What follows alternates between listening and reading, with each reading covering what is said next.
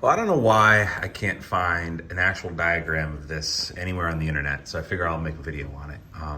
Got myself a 12-volt horn for a Willys CJ2a, and I've got the 12-volt relay. Decided to go with the relay here, you'll see.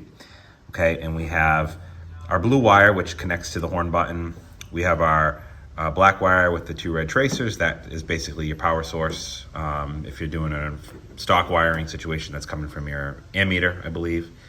And you have your green wire here, which is with two tracers, is going to your 12-volt horn. And this is again a replacement horn. So let's go back here. And it doesn't matter which one of these you put your positive to, but so I just went to the top here. I put my green wire, and this black wire with two tracers. This is just a I just grounded this right to the fender, but this is a ground wire. So this setup. For whatever reason, I just haven't seen any documentation on exactly how this is supposed to be wired. And again, I'm using the horn with the relay. And if we look at that blue wire for a second here with the two tracers, let's take a look at that. All it does is it comes through the loom, it comes over about here.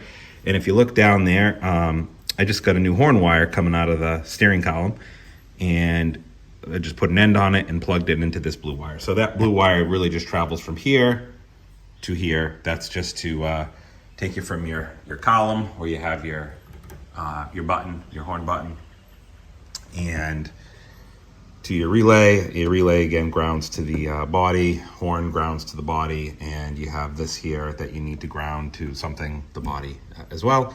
And that's kind of how your horn wiring works, and just figured I'd make a quick video to show folks how that is, because it wasn't obvious to me at first how this was supposed to work. So hope this is helpful.